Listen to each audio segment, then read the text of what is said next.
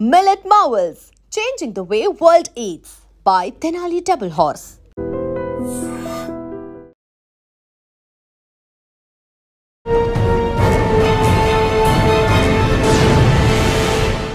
Welcome to iDream. ఒక వ్యక్తి నేరం చేస్తే ఆ బాధితుడు పోలీస్ స్టేషన్లో కంప్లైంట్ ఇస్తారు. కంప్లైంట్ ఇచ్చిన తర్వాత ఎఫ్ఐఆర్ అవుతుంది. దాని తర్వాత దర్యాప్తు జరిగిన తర్వాత ఛార్జ్ షీట్ వేస్తారు.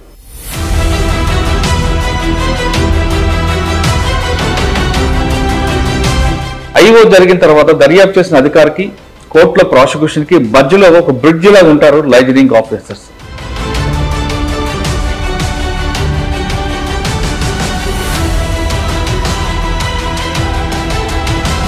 ఇప్పుడు 1 పరిచయం చేస్తా. కోర్టు లైజనింగ్ ఆఫీసర్ రోల్ ఏంటో మీ అందరికి చూపిస్తారు. మల్లికార్జున నమస్తే, రమణమ్మ నమస్తే, శ్రీనివాస్ గారు నమస్తే.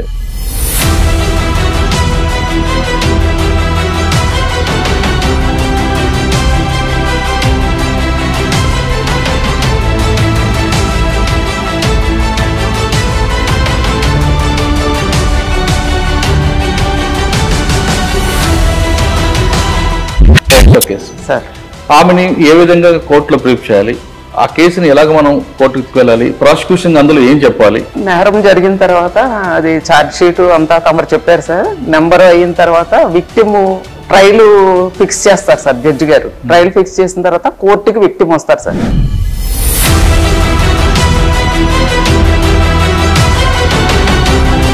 పోక్సో కోర్టులో పోక్సో కేసు జరిగినప్పుడు ఏంటంటే ఎవరైతే అక్యూజ్డ్ ఉన్నాడో అతనికి విక్టిమ్ కనిపించకూడదు సార్. ప్రక్రియలో మొత్తం మీద మీ సర్వీస్ లో చాలా కేసులు చూస్తుంటారు. ఈ ప్రొసీజర్ చేసేంత ఏంటో మీకు బాగా గుర్తుండిపోయిన ఒక కేసు చెప్పండి. 2011లో ఏలూరు 2 టౌన్ లో నేను వర్క్ చేస్తున్నప్పుడు అంటే సీరియల్ మర్డర్ జరిగింది సార్. ఆ టైంలో ఒక 4 జరిగినాయి సార్.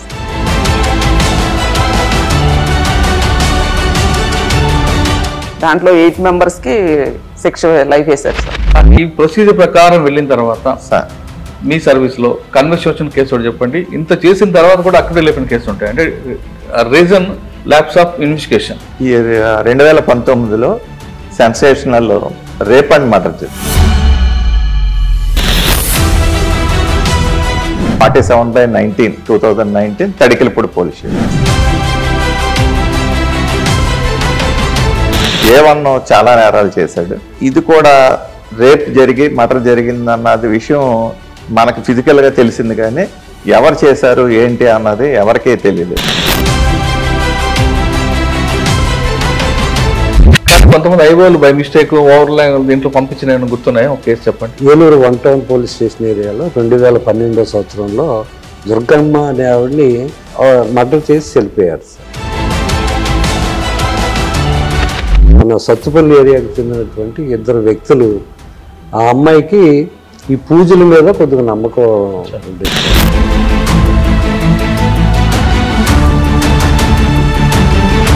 అంతా ఆమెని టవలేసి లాగేసి చంపేసి ఆమెని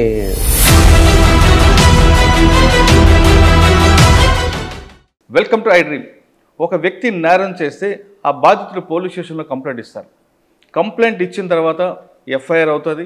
దాని తర్వాత దర్యాప్తు జరిగిన తర్వాత ఛార్జ్ షీట్ వేస్తారు. అక్కడ నుండి ఆ కేసు అనేది కోర్టుకు వెళ్తారు.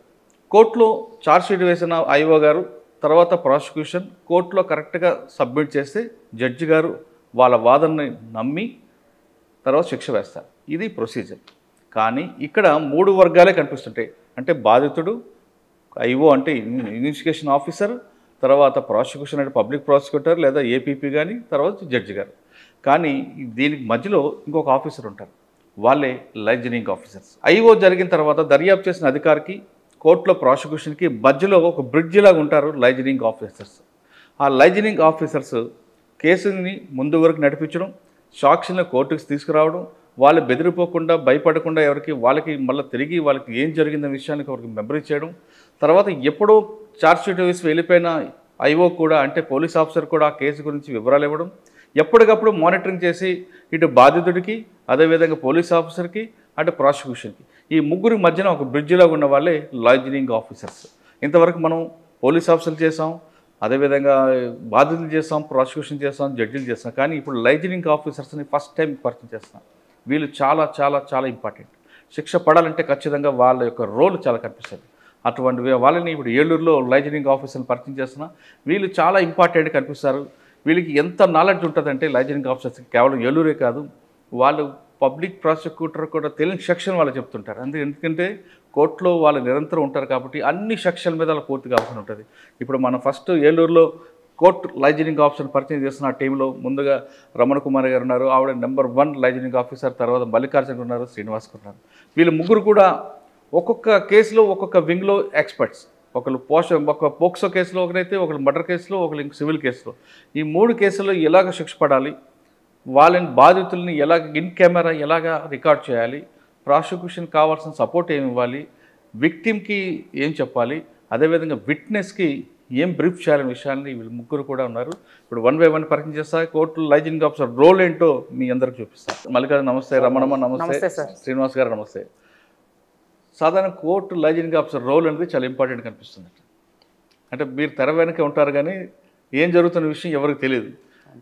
కానీ ఏలూరు ఎస్పీ గారు మాత్రం ఫస్ట్ టైం చెప్పారు, సార్ మా దగ్గర రమణమ్మ, మల్లికార్జున, శ్రీనివాస్ గారు ఉన్నారండి, వీళ్ళు పర్ఫెక్ట్గా ఉంటారు, వాళ్ళు కరెక్ట్గా చేపట్టి మా దీంట్లో కన్వర్షన్ రేట్ పెరిగిందండి. ఫస్ట్ మీ దగ్గర మాట్లాడుతాం పోక్సో కేసు. ఆమెని ఏ విధంగా కోర్టులో బ్రీఫ్ చేయాలి, ఆ కేసుని ఎలాగ మనం కోర్టుకు తీసుకువెళ్ళాలి, ప్రాసిక్యూషన్ అందులో ఏం చెప్పాలి, ఇవన్నీ ఏ విధంగా చేస్తుంటారు? ముందు మీ ప్రొసీజర్ చెప్పండి. నేరం జరిగిన తర్వాత అది ఛార్జ్ షీటు అంతా తమరు చెప్పారు సార్. నెంబరు అయిన తర్వాత విక్టిము ట్రయల్ ఫిక్స్ చేస్తారు సార్ జడ్జి గారు. ట్రయల్ ఫిక్స్ చేసిన తర్వాత కోర్టుకి విక్టిమ్ వస్తారు సార్. సమన్లు సర్వ్ చేసిన తర్వాత వచ్చిన తర్వాత విక్టిమ్ని పీపీ గారి దగ్గర ముందు ప్రొడ్యూస్ చేస్తాం సార్. పీపీ గారి దగ్గర ప్రొడ్యూస్ చేసినప్పుడు పీపీ గారు విక్టిమ్కి ఒకసారి మాట్లాడతారు సార్. మాట్లాడి అసలు ఏం జరిగిందమ్మా ఏంటి అని అడుగుతారు సార్. అడిగిన తర్వాత దాన్ని బట్టి సార్ చదివి దానిలో అమ్మాయినికి రీఫ్రెష్ చేస్తారు సార్. ఇంతకుముందు నేరం ఈ విధంగా జరిగిందని మీరు ఇచ్చారు, ఇది కరెక్టేనమ్మా, మీరు ఏం చెప్తారని రిఫ్రెష్ చేస్తారు సార్. దాన్ని బట్టి పీపీ గారు విక్టిమ్తో లైజన్ మాట్లాడిన తర్వాత ఆమెని సిడబ్ల్యూసి వాళ్ళు ఉంటారు సార్, మేము కూడా ఉంటాం సార్, పోలీసు జిల్లాల పోక్సో కోర్టు లైజన్ నేను శ్రీనివాస్ గారు ఉంటాం సార్. అక్కడ సిడబ్ల్యూసి నుంచి ఒక అడ్వకేట్ గారు, సిడబ్ల్యూసి అంటే ఉమెన్ వెల్ఫేర్ డిపార్ట్మెంట్ నుంచి ఒక అడ్వకేట్ గారు, ఒక ఉమెన్ డీసీపీఓ గారు వస్తారు సార్. వాళ్ళు కూడా అమ్మాయితో మాట్లాడతారు సార్. పోక్సో కోర్టులో పోక్సో కేసు జరిగినప్పుడు ఏంటంటే ఎవరైతే అక్యూజ్డ్ ఉన్నాడో అతనికి విక్టిమ్ కనిపించకూడదు సార్. పీపీ గారు రూమ్ నుంచి సారు రిఫ్రెష్ చేసిన తర్వాత విక్టిమ్ రూమ్కి ఆమెను తీసుకొస్తాం సార్. పక్కనే జడ్జి గారు ఛాంబర్ పక్కనే ఉంటారు సార్. అక్కడ అమ్మాయిని పెట్టిన తర్వాత ఈ సిడబ్ల్యూసి వాళ్ళు వాళ్ళతో ఉంటారు సార్. మేము కూడా బయట వెయిట్ చేస్తాం సార్, ఎవరిని కలవనివ్వకుండా, ఎవరితోనే మాట్లాడనివ్వకుండా. మాట్లాడతారు. విక్టిమ్ ఫస్ట్ మాట్లాడేది విక్టిమ్తోనే సార్, జడ్జి గారు మాట్లాడేది రూమ్లో. కనిపిస్తుందా జడ్జి గారికి లోపల ఇన్ కెమెరా ప్రొసీడింగ్స్ జరుగుతాయి సార్. ఓన్లీ ఎవరైతే అడ్వకేట్ ఉన్నారో అడ్వకేటు, పీపీ గారు, కోర్టు జడ్జి గారు, స్టాఫ్ ఎవరైతే స్టెనో, రికార్డ్ అసిస్టెంట్, బెంచ్ గుమస్తా వాళ్ళే ఉంటారు సార్. ఈవెన్ పోలీస్ కూడా ఎవరు లోపల ఉండవు సార్. అక్యూజ్డ్ కూడా బయటే ఉంటారు సార్. జడ్జి గారు కెమెరాలో అతనికి ఈమె ఏం మాట్లాడుతుందో అవి వాళ్ళకి సెట్ చేస్తారు సార్. అతను ఎవరైతే అక్యూజ్డ్ ఉన్నాడో అతను వింటాడు సార్ బయట ఈమె చెప్పేది. దాన్ని బట్టి విక్టిమ్ జడ్జి గారు ఎగ్జామ్ చేసిన తర్వాత ఆమెను పంపించిన తర్వాత బయటికి పంపిస్తారు సార్. చీఫ్ క్రాస్ 2 లోపలే జరుగుతాయి సార్. ఎవరికి తెలియదు సార్, ఈవెన్ లాయర్ గారికే తెలుస్తుంది సార్, మాకు కూడా తెలియదు సార్.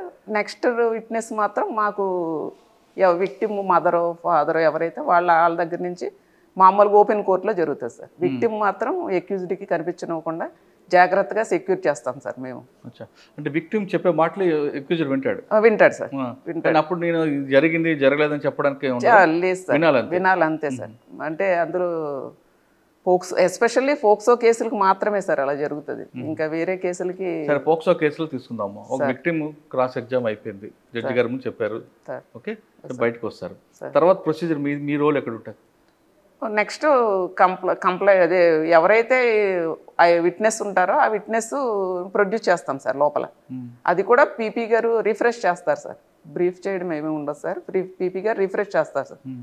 సకాలంలో సాక్షులు మాత్రం పీపీ గారి దగ్గర ప్రొడ్యూస్ చేసి ఆ కేసుకు సంబంధించి ప్రాపర్టీ ఏమైనా ఉన్నా సరే, సాక్ష్యం దర్యాప్తుకు ఉపయోగపడే ఉంటాయి కదా సార్, సీజ్ చేసిన బట్టలు, మెటీరియల్ కానీ, లేకపోతే ఎఫ్ఎస్ఎల్ నుంచి వచ్చిన ప్రాపర్టీ కానీ అన్నీ సకాలంలో కోర్టులో అందజేసి కోర్టులో మార్క్ అయ్యేటట్టు అవన్నీ మేము ఆ రోల్ చూస్తాం సార్. కోర్టులో ఇప్పుడు ఇందులో విట్నెస్ ఉంటారు కదా, వాళ్ళకి మీరు గుర్తు చేస్తారా పలానా రోజు మీ కేసు ఉంది మేము సమనిస్తాం సార్.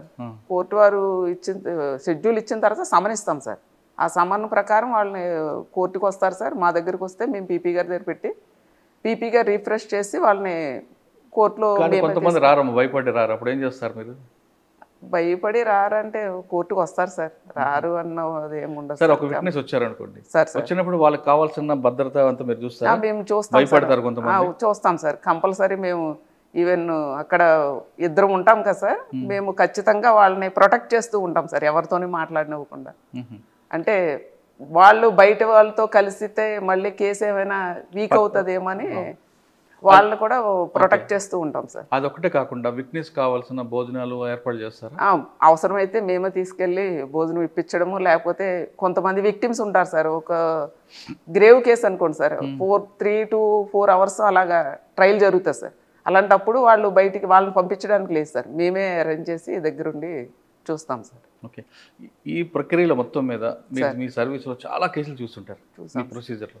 ఈ ప్రొసీజర్ చేసేంత ఏంటో మీకు బాగా గుర్తుండిపోయిన ఒక కేసు చెప్పండి. అది పోక్సో కావచ్చు లేదా ఇంక వేరే కేసు అని పర్వాలేదు. మేము 2023లో ఏలూరు, నేను ప్రజెంట్ దిశ పోలీస్ స్టేషన్లో చేస్తున్నాను సార్.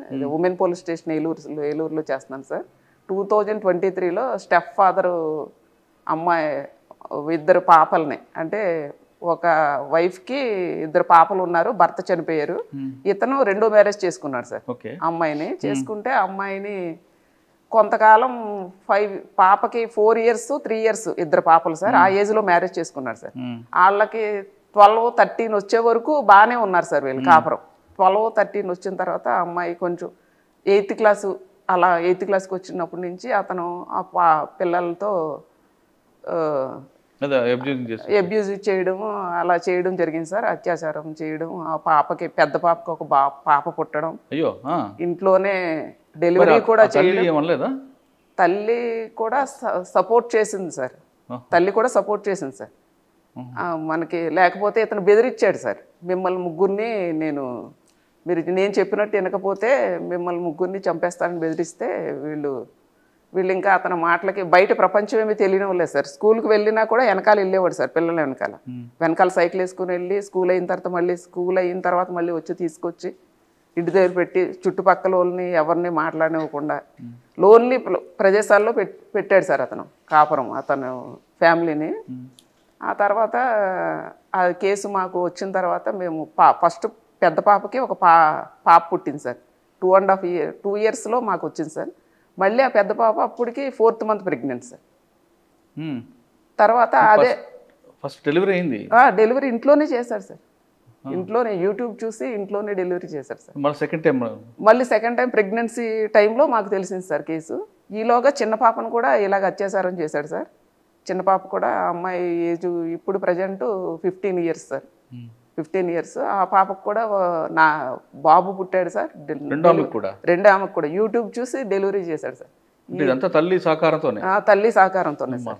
ఇది మా అప్పుడున్న SP sir, DSP sir, Srinivasulu sir, అలాగే మా అప్పుడు Disha police station sir, present women police station, CA గారు ఇంద్ర శ్రీనివాసరావు గారు FIR వేశారు సార్. తర్వాత దీంట్లో శ్రీనివాస్ గారు మన డిఎస్పీ శ్రీనివాసులు సారు ఛార్జ్షీట్ వేశారు సార్. తర్వాత వెంటనే రిమాండ్లో తల్లిని తండ్రిని మేము అరెస్ట్ చేసాం సార్. అరెస్ట్ చేసిన తర్వాత నెంబర్ అయిన తర్వాత వీళ్ళని మేము హోమ్లో పెట్టాం సార్. వీళ్ళని అరెస్ట్ చేయడము, పిల్లల్ని హోమ్లో పెట్టడము 2 ఒకేసారి జరిగినాయి సార్. హోమ్ నుంచే తీసుకొచ్చి ప్రొడ్యూస్ చేసేవాళ్ళం సార్ దేనికి, కోర్టుకి, ట్రయల్కి. అలా ప్రొడ్యూస్ చేసిన తర్వాత జడ్జిమెంట్ ఇచ్చారు సార్. అందరూ కూడా బాగా చెప్పారు, సాక్ష్యం అంతా. జడ్జిమెంట్ ఇచ్చిన తర్వాత జీవిత కారాగార శిక్ష వేశారు సార్. బతికున్నంత కాలం ఇద్దరికి డబుల్ లైఫ్ వేశారు సార్. దాంట్లో తీసుకొస్తుంది ఇంట్లో వాళ్ళు ఏమైనా అన్నారా? పార్టీ మిమ్మల్ని బెదిరించడం, వాళ్ళని బెదిరించడం కానీ అంటే చాలా ట్రై చేశారు సార్. వాళ్ళతో రాజీ పడడానికి, వాళ్ళ బంధువులు కానీ విక్టిమ్స్తో మాట్లాడడానికి అలాగా చాలా ట్రై చేశారు సార్. మేమైతే వాళ్ళని ప్రొటెక్ట్ చేసాం సార్. శిక్ష పడింది. డబుల్ సర్వీస్లో ఎన్ని ఉంటాయమ్మా కన్విక్షన్? ఒక 24 ఎన్నో ఉన్నాయి సార్, 24 ఉన్నాయి సార్. అన్ని లైఫ్లో ఎక్కువ ఉన్నాయి సార్. 376లు ఒక 12-13 ఉంటాయి సార్. నేను అంతకుముందు ఏలూరు 2 టౌన్ చేసినప్పుడు మర్డర్ కేసులు ఒక 5 మర్డర్ కేసుల్లో లైఫ్ పడ్డా సార్ ఏలూరులో. మర్డర్ కేసులు బాగా గుర్తుందా? మర్డర్ కేసులు గుర్తున్నాయి సార్. 2011లో ఏలూరు 2 టౌన్లో నేను వర్క్ చేస్తున్నప్పుడు కొత్తపేటలో మర్డర్ ఒకటి జరిగింది సార్. అప్పుడు ఇన్వెస్టిగేషన్ ఆఫీసర్ వచ్చి ఏలూరు టౌన్ సిఐ గారు ఎన్ మురళీకృష్ణ గారు సార్, వాళ్ళని ముద్దాయిలను 8 మెంబర్స్ని అరెస్ట్ చేసి, అంటే సీరియల్ మర్డర్ జరిగింది సార్. ఆ టైంలో ఒక 4 జరిగినాయి సార్ సీరియల్. వీళ్ళు 2 పార్టీలు ఇటు అటు అలా. దాన్ని సార్ ఇన్వెస్టిగేషన్ బాగా చేశారు. తర్వాత మనకి ఎఫ్ఎస్ఎల్లో అన్ని ప్రాపర్టీ అంతా బాగా వచ్చింది. ఫస్ట్ ఏడీజే కోర్టు ఏలూరులో ట్రయల్ జరిగింది సార్. దాంట్లో 8 మెంబర్స్కి శిక్ష లైఫ్ వేశారు సార్. ఈ మీరు 20 పైగా ఉన్నాయంటారు కన్విక్షన్. మీరు ఎంత బాగా కష్టపడిన తర్వాత కూడా అక్విట్ వెళ్ళిపోయిన కేసులు ఉన్నాయా? మీరు బాగా ఎఫర్ట్ పెట్టారు, అందులో ఖచ్చితంగా కన్విక్షన్ వస్తుంది అనుకున్నారు, కానీ అక్విటల్ వస్తుంటుంది. అంటే అక్విటల్ అవ్వడానికి డిఫరెంట్ రీజన్స్ ఉంటాయి సార్. సార్ మీకు విట్నెస్ హాస్టల్ అయిపోవడం ఇవన్నీ ఉంటాయి, కానీ మీ కష్టం అనేది అక్కడ రిఫ్లెక్ట్ అవుతుంటుంది. ప్రజెంట్ అయితే అలాగా మేము ఏదైతే చూస్ చేసామో అవన్నీ కూడా కన్విక్షన్ వచ్చినాయి సార్. అక్విటల్ అయినాయి. ఈ బోత్ పార్టీస్ రాజీ పడితే ఏదైనా అవుట్ ఆఫ్ సెటిల్ అయితే ఏమో చెప్పలేం కానీ సార్, మా దృష్టిలోకి వచ్చినాయి ప్రతిదీ కూడా మేము అక్విటల్ అన్నది ఉండదు సార్. కానీ మీ టీం గుర్తింపు లేదని బాధను ఎప్పుడు ఉంటుందో?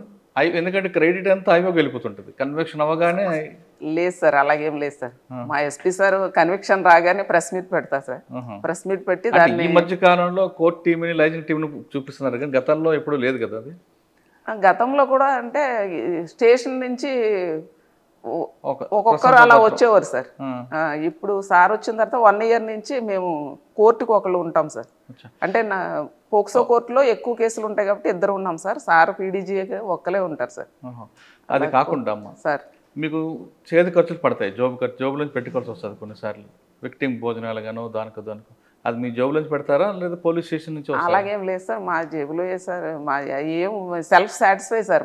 మనం కేసు గెలవాలి అన్న దీంతో 100-500 ఖర్చు పెట్టినా ఏం అవ్వదు సార్. ఆ ప్యాషన్ లేదు సార్, అలాగేం లేదు సార్, మా ప్యాషనే సార్. కోర్టు లైజనింగ్ ఆఫీసర్ పనిచేస్తున్న వాళ్ళకి మీరు ఇచ్చే మెసేజ్ ఏంటి?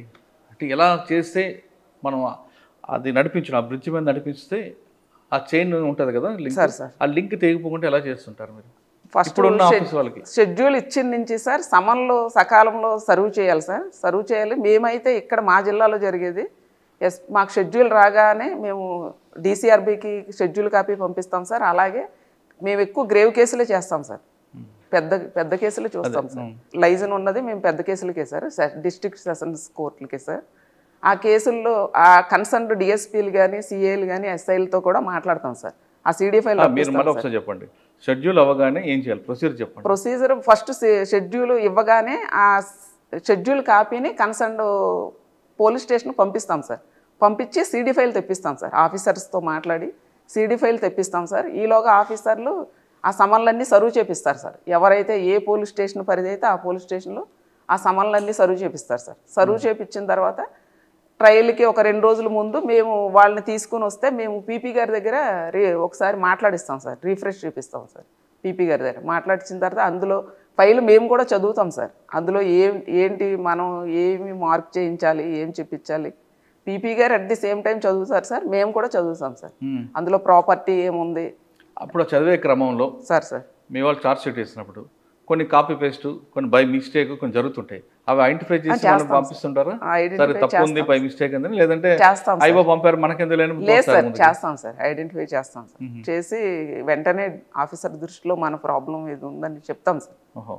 దాన్ని మాకు ఈయన ఉన్నారు సార్, లీగల్ అడ్వైజర్ సార్ ఉన్నారు. ఆ సారు సలహాలు కూడా తీసుకుంటాం సార్. ఈ విధంగా చేస్తే కన్విక్షన్ వస్తుంది. అవును సార్, అవును సార్. ఓకే, ఆమె చెప్తున్నట్లుగా ఇది ఒక ప్యాషన్గా పనిచేస్తే ఖచ్చితంగా కన్విక్షన్ వస్తుంది అంటున్నారు రమణం గారు. ఆమె సర్వీస్లో దాదాపు 20 మందికి శిక్ష పడింది, ఒకరికి డబల్ పడింది. రేప్ కేసు కాదు, ఏ కేసు అయినా గ్రేవ్ కేసు అయితే ఖచ్చితంగా ప్యాషన్గా చేస్తాం కాబట్టి ఆ కన్విక్షన్ రేట్ మాకుంది అంటున్నారు రమణమ్మ. ఇప్పుడు ఇదే లైజనింగ్ టీంలో మనతో మాట్లాడడానికి శ్రీనివాస్ గారు ఉన్నారు, మల్లికార్జున ఉన్నారు. శ్రీనివాస్ గారు ఒపీనియన్ ఏంటో తెలుసుకుందాం. శ్రీనివాస్ గారు నమస్తే. పోక్సో కేసు కానీ వేరే గ్రేవ్ కేసులో కానీ రమణమ్మ గారు చెప్పినట్లుగా కన్విక్షన్ రావాలంటే మనం ఏ విధంగా వెళ్తాం, ఆ ప్రొసీజర్ ఎలాగుంటుంది, అంటే షెడ్యూల్ అయిన దగ్గర నుండి ఎలా వెళ్ళాలి. రెండోది మీ సర్వీస్లో బాగా గుర్తుండిపోయిన ఒక కేసు చెప్పండి. ఒక మర్డర్ కేసు కానీ, ఒక రేప్ కేసు కానీ, అంటే ఈ కేసులో మనం సాధిస్తాం అనుకున్నాం, సాధించాం అంతే. ఎక్కడైనా సరే నేరం జరిగిన తర్వాత శిక్ష పడితేనే భయం ఉంటుంది, లేదంటే భయం ఉండదు. ఇప్పుడు మనము కేసులో తప్పించుకున్నాడంటే నిందితుడికి అదొక ధైర్యం వస్తుంది, అది చూసిన వాళ్ళకి మరింత ధైర్యం వస్తుంది. కాబట్టి ప్రతి పోలీస్ ఆఫీసర్ ఏమనుకుంటారంటే మనం మర్డర్ కేసులో కానీ ఏ కేసులో చేశాడంటే వాడికి శిక్ష పడాలి అనే కోణంలో దర్యాప్తు. ఆ విధంగా మీకు బాగా గుర్తుండిపోయిన కేసు చెప్పండి, ఈ ప్రొసీజర్ ముందు చెప్పండి. ప్రొసీజర్ అయితే ఛార్జ్షీటు కన్సల్ట్ SHO గారు పంపిస్తారండి స్టార్టింగ్ ఇనీషియల్గా. మన ఎస్పీ సార్ పెట్టిన తర్వాత, ఈ CMC పెట్టిన తర్వాత first of all CMC court monitoring cell June 1 sir join అయిన తర్వాత పెట్టారండి. ఎంతవరకు అది లేదు, అంతకుముందు లైజన్ అని చెప్పేసి అని ఉండేవారు. స్టేషన్ నుంచి ఒక్కొక్కరు వచ్చేవారు, ఈ రోజు వచ్చినవాడు రేపు వచ్చేవాడు కాదు, రేపు వచ్చేవాడు ఎల్లుండి వచ్చేవాడు కాదు, అదే పనిష్మెంట్ అనుకుంటారు కదా. ఎగ్జాక్ట్లీ దూరం నుంచి వచ్చిన వాళ్ళు నాకు ఎందుకు రా అని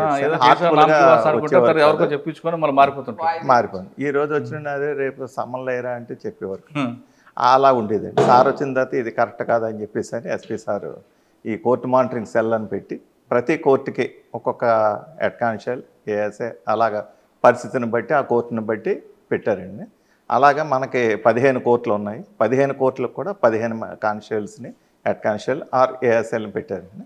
వాటిలో heavy courts SC ST court, POCSO court ఉన్నాయి. వాటిలో ఇద్దరిని పెట్టారు. ఎందువల్లంటే అక్కడ మోర్ దాన్ 500 కేసెస్ ఉన్నాయి. మేము చేసేది అంటే ఫస్ట్ ఆఫ్ ఆల్ ఛార్జ్షీట్ బిఫోర్గా పంపుతారండి. పంపిన తర్వాత ఇక్కడ ఎస్పీ సార్ ఆదేశాల ప్రకారం మన మల్లికార్జున గారు, రాంబాబు గారు అని ఇద్దరు ఉన్నారు.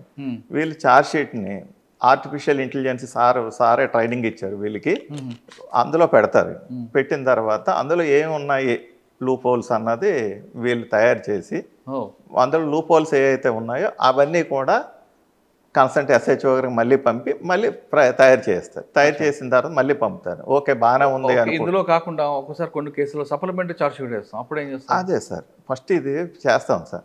చేసిన తర్వాత లీగల్ అడ్వైజర్ గారి దగ్గర పంపుతారు సార్. ఈ మన వరకు సాటిస్ఫై అయ్యాం కాబట్టి లీగల్ అడ్వైజర్ గారు కూడా చూసి ఓకే బాగానే ఉంది అని అనుకుంటే ఛార్జ్షీట్కి IO గారు వేస్తారు. అయితే ఈ చేసిన క్రమంలో IO గారి కొత్తగా ఆలోచన రావచ్చండి. ఇందులో మనం పలానా మర్చిపోయామే అన్న ఆలోచన వచ్చినప్పుడు మళ్ళీ కోర్టు అనుమతితో సప్లిమెంటరీ ఛార్జ్షీట్ ఫైల్ చేయొచ్చు. ఓకే, ఇది కాకుండా ఫస్ట్ ఛార్జ్షీట్ వేయడంలో డిలే అయింది అనుకోండి, మనకి ఎవిడెన్స్ రావడంలో కానీ మెటీరియల్ దీంట్లో కానీ FSL రిపోర్ట్ కానీ ఛార్జ్షీట్ ఇన్ టైంలో వేయకపోతే వాడికి బెయిల్ వస్తుంది. అవును సార్. కాబట్టి ఆ ఇన్ టైంలో వేసే తొందరలో కొన్ని తప్పులు చేస్తుంటారు ఈ వాళ్ళు, అవన్నీ మీరు ఐడెంటిఫై చేస్తారు. ఐడెంటిఫై చేసి అదే కదా సార్, ఐడెంటిఫై చేసి ఛార్జ్షీట్ వేసే ముందే వీళ్ళ దగ్గర పంపుతారు. ఎస్పీ సార్ ఆదేశాల ప్రకారం వీళ్ళ దగ్గర పంపుతాం సార్. వీళ్ళు అది ఐడెంటిఫై చేస్తారు సార్. చేసిన తర్వాత లీగల్ అడ్వైజర్ అక్కడి నుంచి మళ్ళీ మా కోర్టుకు వస్తారు సార్. కోర్టులో ఫైల్ చేసే ముందు ఎవరైతే ఆ కన్సర్న్ కోర్టు లైజన్ ఉన్నారో వాళ్ళు మళ్ళీ ఒకసారి వెరిఫై చేస్తారు సార్. యాజ్ పర్ ఛార్జ్షీట్ అన్నీ వచ్చాయా లేదా, మెడికల్ ఎవిడెన్స్ వచ్చిందా లేదా, డాక్యుమెంటరీ ఎవిడెన్స్ వచ్చిందా లేదా, ప్రాపర్టీ వచ్చిందా లేదా అన్నదన్నీ వెరిఫై చేస్తారు. చేసిన తర్వాత ఓకే అనుకున్న తర్వాత ఛార్జ్షీట్ ఫైల్ చేస్తాం సార్. అలాగే తమరు అన్నట్లు ఇందరినీ దాటిపోయిన తర్వాత కూడా కొన్ని మర్చిపోయి ఉండొచ్చు, IO గారు మర్చిపోయి ఉండొచ్చు, మేము మర్చిపోయాం. అలాంటి సప్లిమెంటరీ ఛార్జ్షీట్ వేస్తారు. సప్లిమెంటరీ ఛార్జ్షీట్కి వేసే ముందు జే గారి పర్మిషన్ తీసుకొని వేస్తారు సార్. అప్పుడు ఆ 2 క్లబ్ చేస్తారు సార్. ఆ సప్లిమెంటరీ ఛార్జ్షీట్లో కూడా మళ్ళీ ఎస్పీ గారి ఆదేశాల ప్రకారం మా CA గారు, ఇన్స్పెక్టర్ గారు ఉంటారు సార్, సుబ్బారావు గారు అని CMCకి ఇమీడియట్లీ ఆఫీసర్, ఆ సార్ చూస్తారు. చూసిన తర్వాత మళ్ళీ ప్రొసీజర్ చేసి పంపుతారు సార్.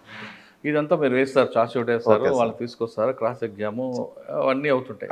అయిన తర్వాత కన్విక్షన్ వస్తుంది. ఒక్కోసారి ఇందాక మనం మాట్లాడినట్లుగా బోత్ పార్టీ కాంప్రమైజ్ అయితే మనం ఏం చేయలేము. కానీ ఈ ప్రొసీజర్ ప్రకారం వెళ్ళిన తర్వాత మీ సర్వీస్లో కన్విక్షన్ వచ్చిన కేసు ఒకటి చెప్పండి. ఇంత చేసిన తర్వాత కూడా అక్విటల్ అయిపోయిన కేసు ఉంటాయి, అంటే reason lapse of investigation. Okay, ఈ 2019లో సెన్సేషనల్ రేప్ అండ్ మర్డర్ జరిగింది. 47/19/2019 తడికిలపూడి పోలీస్ స్టేషన్ సార్. ఇది అతను A1 చాలా నేరాలు చేశాడు. ఇది కూడా రేప్ జరిగి మర్డర్ జరిగిందన్నది విషయం మనకు ఫిజికల్గా తెలిసింది, కానీ ఎవరు చేశారు ఏంటి అన్నది ఎవరికీ తెలియలేదు. దాని మీద అప్పుడు చింతలపూడి ఇన్స్పెక్టర్ గారు UJ విల్సన్ గారు ప్రజెంట్ భీమడోలు చేస్తున్నారు. ఆ సారు ఎస్పీ సార్ తోటి టైఅప్ అయ్యి సెల్ టవర్ యొక్క ఇది చూసుకొని ఆ టైంలో విక్టిమ్ డిసీజ్డ్ యొక్క ఫోను తీసుకొని ముద్దా వెళ్ళిపోయాడు. అతను సిమ్ వేసుకున్నాడు. ఆ విధంగా టెక్నికల్ ఎవిడెన్స్ తోటి దాన్ని గ్యాదర్ చేసి సాక్షులు విచారించి జైల్లో ఉండగానే ఛార్జ్షీట్ ఫైల్ చేశారు సార్. అందులో విక్టిమ్ ఇద్దరు ఫ్రెండ్స్ ఒక దగ్గరికి వెళ్ళారు సార్, కొండపల్లి గృహాలని తడికలపూడి పోలీస్ స్టేషన్ లిమిట్స్లో. అది చూసుకున్న తర్వాత వీళ్ళు ఒక లోన్లీ ప్రదేశంలో కూర్చుంటే ముద్దాయిలు వచ్చి వాళ్ళని హిట్ చేసి ఒకటి రేప్ అండ్ మర్డర్ చేశాడు. ముగ్గురేమో రేప్ అండ్ మర్డర్ సార్. ఒక ముగ్గురేమో చుట్టూ కాపలా కాశారు, ఎవరో వాళ్ళు రిలేషన్ అనే A1 యొక్క రిలేషన్, మొత్తం 4 ముద్దాయిలు. దీన్ని గ్యాదర్ చేసి మొత్తం ఐ విట్నెస్ని గ్యాదర్ చేసి సర్కమ్స్టెన్స్ని గ్యాదర్ చేసుకొని ఛార్జ్షీట్ ఫైల్ చేశారు. కాదు, అక్కడ అమ్మాయి తరపున అబ్బాయి ఉన్నాడు కదా, అతను కూడా హిట్ చేశారు సార్. అతను 45 days హాస్పిటల్లోనే ఉన్నాడు సార్. 18 కుట్లు పడ్డాయి సార్. అతను విట్నెస్ మనకి క్రూషియల్ అయింది. మనకు ఐ విట్నెస్ అతనే కాబట్టి క్రూషియల్ అయింది సార్. దెబ్బ కొట్టిన తర్వాత కూడా ఎలా చూశాడు అనుకో, సెమీ కాన్షియస్లో ఉన్నాడు సార్. సెమీ కాన్షియస్లో ఉంటాడు, వాళ్ళ ఐడెంటిఫికేషన్ కూడా చేశాడు. ఇతను 45 days హాస్పిటల్లో ఉన్న తర్వాత రిలీజ్ అయ్యాడు. వాళ్ళందరినీ ఎగ్జామిన్ చేసి ఛార్జ్షీట్ ఫైల్ చేశారు సార్. ట్రయల్ కూడా జరిగింది. ట్రయల్లో వాళ్ళకి డబల్ లైఫ్ పడ్డారు సార్. 2 సెక్షన్ 376కి లైఫ్ పడ్డది. అదేవిధంగా 302 కూడా లైఫ్ పడ్డారు సార్. సూపర్, 2 లైఫ్లు పడ్డాయి సార్. రీసెంట్గా ఎస్పీ సార్ వచ్చిన తర్వాత అది అయింది సార్. ఇందులో డిఫెన్స్ వాళ్ళు హర్డిల్ చేయడానికి కొంత ప్రయత్నం చేశారు సార్. వాళ్ళు తీసుకున్న లైన్ ఏంటండి? వాళ్ళు తీసుకున్నది ఏంటంటే ఐఓల్ని వాళ్ళు ఇన్ టైంలో చేయలేదు సార్. చేయకుండా డిలే చేయడానికి ప్రయత్నం చేశారు అన్నమాట. డిలే చేయడానికి ప్రయత్నం చేస్తే మేడం గారు క్లోజ్ చేస్తారు, జడ్జి గారు, ఫోక్సో జడ్జి గారు క్లోజ్ చేస్తారు. చేసిన తర్వాత వీళ్ళు మళ్ళీ రీకాల్ పిటిషన్ వేస్తే అలౌ చేయలేదండి. మీకు ఎంత టైం ఇచ్చామో, ఐఓని అంతకాలం తిప్పడం అన్నది కరెక్ట్ కదా, ఐఓకి ఉన్న టైమే తక్కువ ఉంటుంది అన్న దాని మీద వాళ్ళని చేసిన పిటిషన్ డిస్మిస్ చేస్తే హైకోర్టుకి వెళ్ళిపోయారండి. వాళ్ళకి కావాల్సిన డిలే చేయడానికే రీజన్ కావాలి, హైకోర్టుకి వెళ్ళిపోయారు. హైకోర్టులో తమకు తెలియదేమని డిలే అవుతుంటుంది. అదే విషయాన్ని మా సిఎంసి ఇన్స్పెక్టర్ గారు ఎం సుబ్బారావు గారు, present women police station CA గారి ద్వారా ఎస్పీ గారికి తెలియపరిచాం సార్. ఇందులో కావాలని ఇంటెన్షన్గా చేస్తున్నారు అంటే మన ఎస్పీ సారు హైకోర్టు జీపీ గారు వీళ్ళతోటి మాట్లాడి అక్కడ స్టే వెకేట్ చేయించి, ఎర్లీగా స్టే వెకేట్ చేయించి మళ్ళీ ట్రయల్కి వచ్చేలా చేస్తారు. అప్పుడు మళ్ళీ ట్రయల్ కమెన్స్ అయింది, ట్రయల్ క్లోజ్ అయింది, ప్రాసిక్యూషన్ ఎవిడెన్స్ క్లోజ్ అయింది, ఈ ఎవిడెన్స్ అంతా కంప్లీట్ అయింది. ఆర్గ్యుమెంట్ అంతా రిటర్న్ ఆర్గ్యుమెంట్స్ తయారు చేసి పంపించారు. దాని మీద కన్విక్షన్. హ్యాపీయా? హ్యాపీ సార్, హార్ట్ఫుల్గా హ్యాపీ.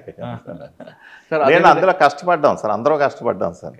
అదేవిధంగా మీరు కష్టపడిన తర్వాత కూడా అక్విల్ అయిపోయిన కేసు చెప్పండి. మనకు అన్ఫార్చునేట్ నైబర్స్ ఎవరు సపోర్ట్ చేయట్లేదు సార్. నైబర్ సపోర్ట్ చేయట్లేదు. తాడేపల్లి జంగారెడ్డిగూడెం పోలీస్ స్టేషన్ పరిధిలో క్రైమ్ నెంబరు 9/22 సార్. అందులో నైబర్స్ ఎవరు సపోర్ట్ చేయలేదు సార్. డిఫెన్స్ వాళ్ళు ఎలాగా తీసుకొచ్చారంటే వాళ్ళకి ఫైనాన్షియల్ ట్రాన్సాక్షన్స్ ఉన్నాయి, కావాలని చిన్నపిల్లతోటి ఎలిగేషన్ పెట్టించారు అన్న యాంగిల్లో వాళ్ళు డిఫెన్స్ మెడికల్ సర్టిఫికేట్ ఉంటుంది కదండి. ఆ మెడికల్ సర్టిఫికేట్ ఏం రాలేదు సార్.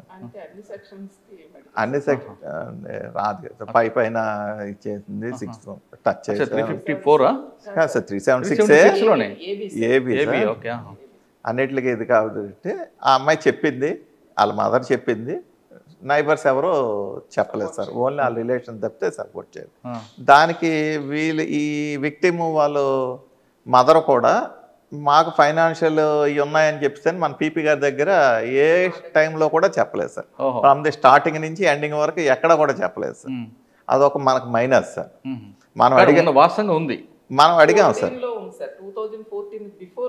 కానీ ఇప్పుడు లేదు. మనం అడిగాం కానీ మనం అంటే పీపీ గారు అడిగారు కానీ చెప్పలేదు సార్. ఆవిడ మాకేమి లేవండి, మా మధ్య ఏమి లేవండి అన్నారు. అది మనకు తెలియకుండా జరిగిన ఒక డిఫాల్ట్ సార్. అయితే దాని మీద అప్పీల్ చేసాం సార్. ప్రజెంట్ ఎస్పీ సార్ సంతకం అయ్యింది, హైకోర్టుకి వెళ్ళింది సార్. హైకోర్టులో మాకు తెలిసి విక్టిమ్ని స్టేట్మెంట్ స్టాండ్ అవుతారని మా అది కూడా పోక్సోయే సార్. పోక్సోలో సాధారణంగా కదమ్మా, పోక్సోలో సాధారణంగా కంప్లైంట్ బేస్ చేసుకుని కన్విక్షన్ ఇస్తారు. అదే ఉండదు సార్, సర్కమ్స్టెన్స్ చూసుకునే చేస్తారు సార్. అన్ని యాంగిల్ విక్టిమ్ చెప్పినంత మాత్రాన వేయమని చెప్పేసి లేదు సార్. రేప్ కేసు అనగానే విక్టిమ్ చెప్పిందే చాలు కదా సార్. సుప్రీంకోర్టు జడ్జిమెంట్స్ చాలా ఉన్నాయి సార్. సైటేషన్స్ ఉన్నాయి. దాని మీద జడ్జెస్ అన్ని చూసుకొనే చేస్తుంటారు. అందులో ఎక్స్పీల్ వచ్చింది, ఇప్పుడు దాని మీద అప్పీల్కి వెళ్ళారు. అప్పీల్కి వెళ్ళారు సార్. ఓ, అప్పీల్కి వెళ్ళారు. అదొకటి మీకు మైనస్ ఉంది. Minus sir. కానీ అది కూడా సక్సెస్ అవ్వాలని కోరుకుంటున్నాను. అవును సార్. ఎందుకంటే మనం కష్టపడ్డాం, నైబర్స్ చెప్పలేదు. నైబర్స్ని మనం ప్రయత్నం చేసాం సార్, అయినా సరే కూడా చెప్పలేదు సార్. ఎందుకంటే వాళ్ళు మరి ఏదైనా ఆశించి చేశారా లేదా అన్నది దేవుడికి తెలియాలి సార్. కన్సల్ట్ ఐఓ గారికి చెప్పాం సార్, వాళ్ళు కూడా సమన్ ఇచ్చేటప్పుడు అడిగారు సార్, అయినా సరే కూడా ఇది చేయలేదు సార్. ఎస్పీ సార్ వచ్చిన తర్వాత కోర్టు మానిటరింగ్ సెల్ పెట్టిన తర్వాత జూన్లో పెట్టారు సార్, 2024 జూన్లో పెట్టారు. అప్పటి నుంచి లాస్ట్ ఇయర్ 24లో 10 లైఫ్ కన్విక్షన్లు పడ్డాయి సార్, 6 10 ఇయర్స్లు పడ్డాయి సార్, 1 5 ఇయర్స్ పడ్డాయి సార్. లాస్ట్ ఇయర్ 17 ఇప్పటివరకు ఎంటైర్ ఏలూరు డిస్ట్రిక్ట్లో ఎప్పుడు పడలేదు సార్. 24లో ఆ అచీవ్మెంట్ అందుకున్నాం సార్. అదేవిధంగా ఇప్పుడు 25కి వచ్చేసరికి టోటల్ 11 కేసెస్ కన్విక్షన్స్ వచ్చాయి సార్. ఇప్పటికి యాజ్ ఆన్ టుడేకి 11 కన్విక్షన్స్ వచ్చాయి సార్. అందులో 5 లైఫ్లు ఉన్నాయి సార్, ఒక 2 ఏమో 20 ఇయర్స్ ఉన్నాయి సార్, ఒక 10 ఇయర్స్ ఉంది, ఒక 7 ఇయర్స్ ఉంది సార్. బాగా వచ్చాయి సార్. ఇంకా మాకు రావడానికి చాలా కేసెస్ రెడీగా ఉన్నాయి సార్. ఈ డిసెంబర్ లోపల లాస్ట్ ఇయర్ కంటే ఎక్కువ తేయడానికి ప్రయత్నం చేస్తాం. మా 15 మంది మా సుబ్బారావు సయ్యర్ ఆధ్వర్యంలో ఎస్పీ సార్ ఆదేశాల మేరకు మేము ప్రయత్నం చేస్తాం సార్. శ్రీనివాస్ గారు చెప్తున్నట్లుగా ఏ కేసు అయినా కానీ ఏ నేరం జరిగినా నేరానికి ముందు ఏం జరిగింది, తర్వాత నేరం జరుగుతున్నప్పుడు ఏం జరిగింది, ఉన్నది ఉన్నట్లుగా వాస్తవం చెప్తే ఎక్కడైతే శిక్ష పడతారు. కానీ చాలామంది కొంతమంది డార్క్లో అంటే దాచుతుంటారు, ఏం కాదులే అని చెప్తే మర్చిపోయేవాడిని కానీ లేదా కావాలని మర్చిపోయినా కొన్ని కేసులు వీగిపోతాయి. ఎగ్జాంపుల్ జంగారెడ్డిగూడ కేసులు. ఆ కేసులో నిందితుడికి తమకి మధ్యన ఆర్థిక లావాదేవీలు ఉన్న విషయం కానీ ముందే పీపీ గారు చెప్పుంటే ఆయన వేరే గ్రౌండ్ ప్రిపేర్ చేసుకొని దానికి లింక్ పెట్టేవారు. కానీ ఆ విషయం చెప్పకపోవడంతో ఈ కేసులో అక్టిల్ వచ్చింది. ఇక మరొక వ్యక్తి ఉన్నారు, ఛార్జ్షీట్ వేసిన తర్వాత లీగల్ ఒపీనియన్ తీసుకున్న తర్వాత కూడా కొన్ని మిస్టేక్స్ జరుగుతుంటాయి, కావాలని కాదు బై మిస్టేక్ జరుగుతుంటాయి. దాన్ని ఎలా రెక్టిఫై చేస్తారు, ఎలా ఐడెంటిఫై చేస్తారు, చేసిన తర్వాత దాన్ని ఏ విధంగా కొలాబరేషన్ చేస్తుంటారు విషయాన్ని మనతో మాట్లాడడానికి మల్లికార్జున ఉన్నారు. ఆయన అడిగి చాలా విషయాలు తెలుసు. మల్లికార్జున నమస్తే అండి. పోక్సో కానీ ఏ కేసు అయినా సరే ఛార్జ్షీట్ వేసిన తర్వాత లీగల్ ఒపీనియన్ తీసుకున్న తర్వాత కూడా మీ దగ్గరికి వచ్చి చూస్తారు. అవును సార్. కానీ కొన్ని కేసుల్లో మనం బై మిస్టేక్ జరగచ్చు, కొన్ని వాంటెడ్గా జరగచ్చు. కొంతమంది వర్క్ లోడ్ ఉండబట్టి కాపీ పేస్ట్ అయిపోతుంది. ఎక్యూజ్డ్ పేరే మారుతుంటుంది, క్రైమ్ అదే ఉంటుంది కాబట్టి ఆ పేరు లోడ్ మారుతుంటే ఆ ఎంఓ అంతా చూపిస్తుంటారు. అంటే నేను కావాలని చేయరది, మీకున్న అక్కడ ఉన్న హెడ్ కానిస్టేబుల్ కానీ ఏఎస్ఐ కానీ ఉన్న వర్క్ లోడ్ బట్టి అది మారిపోతుంటాయి. ఎగ్జాంపుల్ డ్రంక్ అండ్ డ్రైవ్ కానీ లేదంటే హిట్ అండ్ డ్రైవ్ చేసినప్పుడు అతి వేగముగా, అతి నిర్లక్ష్యంగా ఈ 3 పదాలు రిపీట్ అవుతుంటాయి. ఏ ఛార్జ్షీట్ తీసుకున్నాం, డ్రైవర్ నిర్లక్ష్యంతో, అతి వేగంతో ఈ సెక్షన్లో ఉంది, అదే పదాలు రిపీట్ అవుతాయి. కానీ కనీసం డ్రైవర్ నిర్లక్ష్యం అనకుండా ఇంకే పదం పెడతారంటే ఉండదు. చాలా ఛార్జ్షీట్ చూసారు. అదేవిధంగా ఒక రేప్ కేసులో కూడా నిందితుడి పేరు మారుతుంది, కానీ ఎంఓ అంతా ఒకటి చూసి ఆయన ఒంటరిగా ఉన్న స్త్రీకి గదిలోకి వెళ్ళి తలుపు వేసి ఆమె పట్ల అసభ్యంగా ప్రవర్తించాడు, ఇదే ఉంటుంది. ఈ విధంగా చేయడం వల్ల కేసులు పోతాయా నిలబడతాయా? ఒకటి, మీకున్న సర్వీసులో ఇటువంటి మిస్టేక్ చూపించిన తర్వాత కూడా ఐఓలు మార్చి పంపిస్తారు, అటువంటి కేసులు ఒకటి చెప్పండి. పోయిన సంవత్సరం మా ఎస్పీ గారు కొత్తగా వచ్చిన తర్వాత ఈ కోర్టు మానిటరింగ్ సెల్ అనే ఈ సిస్టమ్ పెట్టారు సార్. అంతకు ముందు వరకు ప్రతి స్టేషన్ నుంచి ఒక కానిస్టేబుల్ మాత్రమే వచ్చి కోర్టులో అవన్నీ కేసులు చూసుకుంటూ ఉండేవారు సార్. ప్రజెంట్ ఏంటంటే ఎస్పీ గారు వచ్చిన తర్వాత సెషన్స్ కేసులు మాత్రం ఈ 14 కోర్టులు ఉన్నాయండి. ఈ కోర్టులన్నింటికి కూడా ఒక్కొక్క హెడ్ కానిస్టేబుల్ కానీ ఒక ఏఎస్ఐ గారు కానీ పెట్టి ఒక సిస్టమేటిక్ ఇది పెట్టి ప్రతి వారం కూడా మా ఎస్పీ గారు ప్రతి వారం శనివారం రోజుని జరిగిపోయిన కేసుల్లో ఏం చేశారు, జరగబోయే వాటిల్లో ఏం చేయాలి అనేది కంపల్సరీ రివ్యూ పెడతారు. ప్రతి రివ్యూ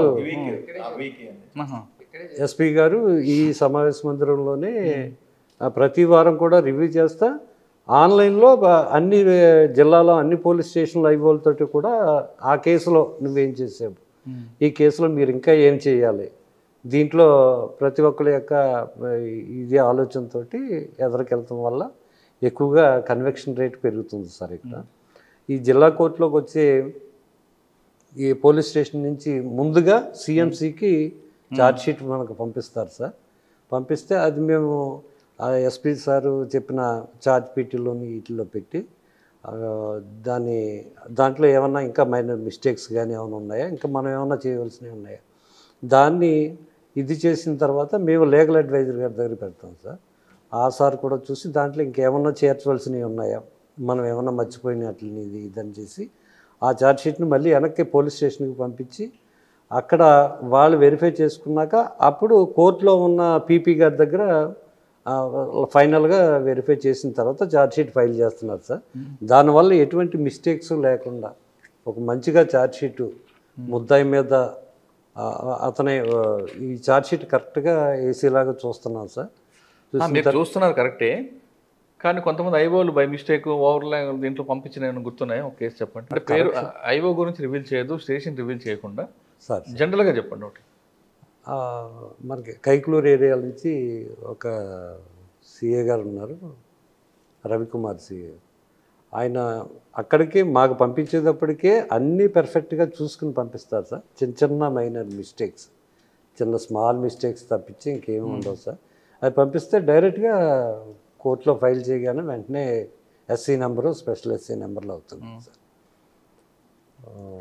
నెక్స్ట్ సార్, నా సర్వీస్లో దగ్గర దగ్గర ఒక 25 నుంచి 30 వరకు కన్వెక్షన్స్. మంచి కేసు చెప్పండి ఒకటి. ఏలూరు 1 టౌన్ పోలీస్ స్టేషన్ ఏరియాలో 2012 సంవత్సరంలో దుర్గమ్మ అనే ఆవిడని మర్డర్ చేసి వెళ్ళిపోయారు సార్.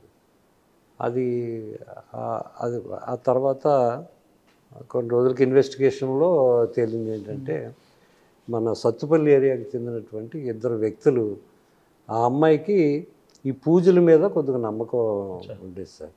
దాన్ని పరిశీలించుకుని వాళ్ళు మీ ఇంట్లో పూజలు చేస్తామని చెప్పేసి అని వచ్చి, ఆ అమ్మాయి ఒంటరిగా ఉంటుంది, భర్త వేరే చోట ఉంటారు. దాంతో ఆమెని టవలేసి లాగేసి చంపేసి ఆమెని మెడలో ఉన్న వస్తువులు అన్నీ పట్టుకెళ్ళిపోయి మన సత్తుపల్లి ఏరియాలో ఒక 2 వీటిల్లో ఫైనాన్స్ కంపెనీల్లో పెట్టారు సార్. సిఏ గారు ఇన్వెస్టిగేషన్ కంప్లీట్ చేసి మొత్తం అవన్నీ రికవరీ చేసి, మురళీకృష్ణ గారు, నున్న మురళీకృష్ణ గారు సార్ కంప్లీట్ చేశారు సార్. మేము కూడా దానికి సహకరించాము. ఆ కేసులో 2కి కూడా లైఫ్ పడింది సార్. 2 ముద్దాయిలు ప్రజెంట్ వీళ్ళు రాజమండ్రి సెంట్రల్ జైల్లో ప్రజెంట్ ఉన్నారు సార్. ఓకే, కానీ కొన్ని కేసులు ఉంటాయండి సార్. ఆ కేసులు ఎలా ఉంటాయంటే, మర్డర్ కేసు, కత్తి ఉంది, పోస్ట్ మార్టం రిపోర్ట్లో కత్తితో పొడిచారు, చనిపోయి ఉంటుంది. కానీ ఆ కత్తి పాయింట్ ఎంత ఎంఎం అన్నీ కూడా డీటెయిల్గా ఉంటాయి. అవును సార్. ఓకే, కానీ ప్రాపర్టీ సీజ్ చేసిన తర్వాత కోర్టులో మన ఆర్గ్యుమెంట్ అవుతున్నప్పుడు ఈ కత్తి అనేది తుప్పు పట్టి ఉంటుంది, ఎక్స్పెంటే ఉంటుంది. అది డిఫెన్స్ వాడు అదొక పాయింట్ తీసుకుంటారు సార్. సార్ ఇది అప్పుడు ఏం చేస్తారండి? స్పాట్లో ఐఓ గారు స్పాట్లో సీజ్ చేసినప్పుడు ఆ మీడియేటర్ సమక్షంలో ఆ కత్తిని దాని యొక్క కొలతలు అన్నీ చేసి ఆ స్పాట్ డైరెక్ట్గా ఆర్ఎఫ్ఎస్ఎల్కి పంపిస్తారండి. అంత పర్ఫెక్ట్ అవుతుంది. కానీ కత్తి అది మీరు ఎప్పుడో 3 సంవత్సరాల తర్వాత ఆర్గ్యుమెంట్ అయినప్పుడు ఆ ప్రాపర్టీ తీస్తే అది తుప్పు పట్టి ఉంటుంది, అది ఎక్స్పెండే ఉంటుంది.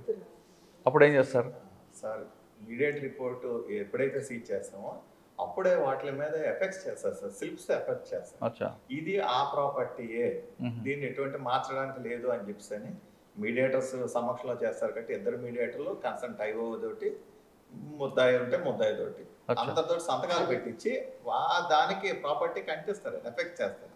అలాగే ఊడిపోకుండా ఉంటారు సార్. అది ఎంతకాలం అయినా ఊడిపోదు, అప్ టు ట్రయల్. అది చెప్తున్నాం. మొన్న కూడా దానికి ఇది డయాగ్రామ్ ఎంత ఉందో కూడా అది మీడియేట్ రిపోర్ట్ లో రాస్తాం సార్. అదే అని తుప్పట్టిన అంటే ఈ ఆయుధంతో ఆ ఇన్సిడెంట్ జరిగిందని మీరు అది కాకుండా ఆర్ఎఫ్ఎస్ఎల్ వాళ్ళు డైరెక్ట్గా దానికి ఒక నెంబర్ ఇచ్చి ఒక స్లిప్ కూడా అటాచ్ చేస్తారు.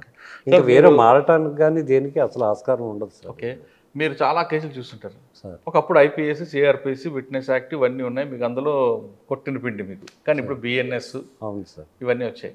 కొంచెం కన్ఫ్యూజ్ అవుతుంటారా? లేదు సార్, కొద్దిగా వెరిఫై చేసుకుంటున్నాం సార్, కొద్దిగా అలవాటు అవుతుంది. ఎందుకంటే మనకి ఒక సెక్షన్ ఉంది 120B, ఆ సెక్షన్ మారిపోయింది, కాన్స్పరెన్సీది 190కి వచ్చినట్లు. అలాగనే 376 మారింది. ఈ సెక్షన్ మారినప్పుడు యాక్చువల్గా 109 అనేది పాత్రలో తీసుకుంటే మన అటెంప్ట్ మర్డర్ కాదు, ఇప్పుడు కాదు. 109 మనకి ఐపీసీలో అటెంప్ట్ సూసైడ్, ఇది ఇప్పుడు అది అటెంప్ట్ మర్డర్గా మారింది. ఈ కన్ఫ్యూజ్ అవుతుంటారు ఏమన్నా? సార్ స్టార్టింగ్ లో అయ్యేవారు, స్లోగా మా ఎస్పీ సార్ డిస్ట్రిక్ట్ అక్కడ ట్రైనింగ్ ఇస్తున్నారు సార్, విడతల వారికి ఇస్తున్నారు. పెద్ద పెద్ద స్లోగా నేర్చుకుంటారు. సార్ ఫైనల్గా చెప్పండి, మళ్ళీ చాలా ఎక్స్పీరియన్స్ ఉంది, మంచి కన్వెన్షన్ తీసుకొచ్చారు. ఇప్పుడున్న జనరేషన్, నెక్స్ట్ జనరేషన్ కానీ కన్వెన్షన్ తీసుకురావడంలో వాళ్ళ కృషి ఏం చేయాలండి? ఇందాక మేడం చెప్పినట్లుగా ప్రొసీజర్ ప్రకారం రావాలా, ఆ లింక్ తెగిపోకుండా మీరు ఎస్టాబ్లిష్ చేసుకురావాలా, లేదు ఎందుకు రావచ్చాం కోర్టు మానసిక ఏదో పనిష్మెంట్ అనుకొని నిరుత్సాహం ఉండాలి? కానీ సార్ మేము ఈ కోర్టు మానిటరింగ్ పెట్టిన తర్వాత చాలా హ్యాపీగా చేస్తున్నాం సార్. మాకు ఎటువంటి టెన్షన్ ఉండదండి, మెయిన్ టెన్షన్ ఉండదు. నైట్ డ్యూటీలు మాకు డ్యూటీలు పరంగా అంటే నైట్ డ్యూటీలు ఉండవు కానీ సార్, అంటే టెన్షన్ లేకుండా మా ఉద్యోగాన్ని జాగ్రత్తగా చేయడానికి అవకాశం ఉంది సార్. ఇది నెక్స్ట్ సాక్షులందరినీ కూడా, నెక్స్ట్ ఎవరైనా కూడా సాక్షులను జాగ్రత్తగా ముందు తీసుకెళ్ళి పీపీల దగ్గర పెట్టి వాళ్ళు చెప్పినట్టుగా తీసుకొచ్చి కోర్టులో హాజరుపరిచి మంచి కన్విక్షన్ తీసుకోవాలి. నెక్స్ట్ కూడా ఎటువంటి ఇది లేకుండా మంచిగా చేయాలనేది ఉద్దేశం. మీరేం చెప్తారమ్మా? అంతే చెప్తారా?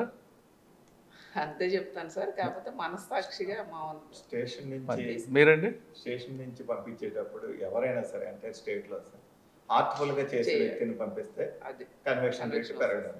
ఈ రోజు వచ్చిన వాడిని రేపు మార్చి రేపు ఎల్లుండి పంపితే ఎవరికి ఇంట్రెస్ట్. ప్లస్ వాళ్ళు వెళ్ళగానే ఇప్పుడు బుట్టాయిగూడ నుంచే ఉన్నాను సార్, ఒక కానిస్టేబుల్ వచ్చేది. ఈ కోర్టు చూసుకున్న తర్వాత ఇంటికి వెళ్దాం, మళ్ళీ రేపు కోర్టుకు వద్దాం అనుకుంటా, నీకు నైట్ డ్యూటీ వేసారని చెప్తారు. అతనికి ఉన్న ఇంట్రెస్ట్ కూడా పోతుంది. ఆ విధంగా కాకుండా ఎక్కడైనా సరే ఒక కేసు ట్రయల్ అవుతుంది అంటే ఆ ట్రయల్కి అంటే ఫస్ట్ నుంచి లాస్ట్ వరకు ఒకరినే పంపితే కన్విక్షన్ రేట్ పంపడం చేయడానికి ఇది ఉంటుంది. అతనికి కూడా ఇంట్రెస్ట్ ఉంటుంది, ఈ కేసు మీద మనకు కమాండ్ ఉంటుంది సార్. ఈ రోజు వచ్చినట్టు రేపు రాకపోతే ఎల్లుండి వస్తే మళ్ళీ అతనికి ఏమి తెలియదు సార్. ఇవన్నీ ఎందుకు చెప్పాల్సి వస్తుందంటే అల్టిమేట్గా ఐవో గారు వస్తారు సార్ లాస్ట్కి వచ్చేసరికి, సార్ ఇందులో ఈ రోజు ఇది జరిగింది, పలానా 1 2 3 ఎలా చెప్పారు, 4 to 6 ఎలా చెప్పారు, 5 to 6 ఎలా చెప్పారు, మీ ఇది సార్ అని చెప్తేనే మీరు ఇందులో ఈ ఉన్నాయి సార్, వాళ్ళు చెప్పిన దానికి మీరు చూసుకోండి సార్, బ్యాలెన్స్ చేసుకోండి సార్ అని అక్కడ ఉన్న కోర్టు కానిస్టేబుల్ ఎవరైతే ఉన్నారో వాళ్ళు చెప్పగలిగే పరిస్థితులు ఉంటే ఖచ్చితంగా శిక్ష పడుతుంది సార్. ఓకే, నేరం జరిగిన తర్వాత శిక్ష పడాలంటే కేవలం ఇన్వెస్టిగేషన్ ఆఫీసర్ ఒకటి కాదు, కోర్టు లైజనింగ్ ఆఫీసర్ కూడా చాలా ఇంపార్టెంట్. ఇప్పుడు ఏలూరు జిల్లాలో కోర్టు మానిటరింగ్ సెల్లను పెట్టారు. దీనికి ఎస్పీ గారు ఎప్పుడు మానిటరింగ్ చేయడం, ఒక లీగల్ అడ్వైజర్ పెట్టడం, ప్రత్యేకంగా ఇన్స్పెక్టర్ పెట్టడం అనేది దీనికి ఒక ప్రత్యేకత. అన్ని జిల్లాలో అదే విధంగా చేస్తున్నారు, కానీ కొత్తగా ఈ సిస్టమ్ పెట్టారు. వీళ్ళు చెప్తున్నట్లు అనుభవం ప్రకారం ఎవరైతే కోర్టు లైజనింగ్ ఆఫీసర్ ఉంటారో వాళ్ళు కేసు స్టార్టింగ్ నుంచి లాస్ట్ వరకు ఆయన ఉంటేనే కేసులు కన్విక్షన్ వస్తుంది. అది కూడా ప్యాషన్గా చేస్తేనే దొరుకుతుంది. అందులో ఆఫీసర్కి ఎక్స్క్లూజివ్గా పెట్టకుండా వేరే బందోబస్తు కానీ వేరే జాబ్ కానీ ఇస్తే ఇందులో ఇంట్రెస్ట్ పోయి ఆ కేసు పక్కతో పట్టడానికి అదొక ప్రధాన కారణం అవుతుందంటున్నారు ఈ ముగ్గురు ఆఫీసర్లు. ఏలూరు జిల్లాలో కన్విక్షన్ రేట్ పెరగడానికి ఈ ముగ్గురే కారణం. అంటే ఐఓ ఎంత కష్టపడుతున్నారో, ప్రాసిక్యూషన్ ఎంత వాదిస్తున్నారో, వీళ్ళిద్దరి మధ్యన కరెక్ట్గా బ్రిడ్జ్ లాగా 15 మెంబర్స్ ఉంటారు. వీళ్ళందరూ కూడా టీం అంతా కూడా చేపట్టి కన్విక్షన్ రేట్ పెరుగుతుంది. ప్రతి ఒక్కరు కూడా కానిస్టేబుల్ అనగానే చులకలం కాదు, ప్రతి కానిస్టేబుల్ కూడా పిల్లర్ ఆఫ్ పోలీస్ అనే విషయాన్ని గుర్తుపెట్టుకుంటే వీళ్ళందరూ కూడా మీకు రోల్ మోడల్ అవుతారు. అంటే ఒక కానిస్టేబుల్ కదా వీళ్ళేం చేస్తారనుకోవద్దు, వీళ్ళకున్న నాలెడ్జ్ ఒక పబ్లిక్ ప్రాసిక్యూటర్ కానీ కొంతమంది పబ్లిక్ ప్రాసిక్యూటర్ కానీ లా చదివిన వాళ్ళకి కానీ ఉండదు. ఎందుకంటే వీళ్ళు బుక్స్ చదవని వీళ్ళు అడ్వకేట్స్, వీళ్ళు ప్రతి కేసులు కూడా క్షుణ్ణంగా చూస్తారు. కాబట్టి వీళ్ళకున్న అనుభవం విపరీతం. కాబట్టి ప్రతి ఒక్కరు కూడా ఏ కానిస్టేబుల్ అయినా, ఎవరు హెడ్ కానిస్టేబుల్ అయినా, పోలీస్ అయినా ముందు మీకున్న సర్వీస్లో అనుభవం పెంచుకోండి. ఎక్కడ కేసుని పక్కదో పట్టకుండా జరుగుతుందో ఆ విషయంలో మీరు ఆ లూప్ హోల్స్ని ఐఓకి చెప్పగలిగి, ఐఓ కూడా కానిస్టేబులే కదా అని నిర్లక్ష్యం చేయకుండా ఆయన చెప్పిన అనుభవాన్ని స్వీకరిస్తే ఖచ్చితంగా ప్రతి కేసులో కూడా నిందితులకు శిక్ష పడుతుందనేది ది బెస్ట్ ఎగ్జాంపుల్. ఇది ఏలూరులో కోర్టు మానిటరింగ్ సెల్ వాళ్ళతో ఎక్స్క్లూజివ్ ఇంటర్వ్యూ. వచ్చే వారం మరో గెస్ట్తో మళ్ళీ కలుద్దాం. అందరికీ నమస్తే. థ్యాంక్ యూ అండి. Thank you very much. And for more videos, Please subscribe to iDream. Please subscribe to iDream. Please subscribe iDream. And please subscribe to iDream. For more videos, subscribe to iDream. please like, share and subscribe to the channel. Congratulations, iDream. Subscribe to iDream. Subscribe to iDream. So subscribe to iDream Media. iDream team అందరికి huge congratulations. Please subscribe iDream Media. Please subscribe to iDream. Subscribe iDream. Please subscribe to iDream. iDream అంటే నా కళల ఛానల్ను subscribe చేసుకున్న నోరు తిరుగుతలేదు మీరైతే గంట గుర్తు కొట్టండి. For more such videos, please subscribe to iDream. Subscribe to iDream. Please subscribe to iDream. Please subscribe iDream Media. Please do subscribe to iDream. Please subscribe to iDream Media. For best entertainment and information, please subscribe iDream. And don't forget to subscribe to iDream.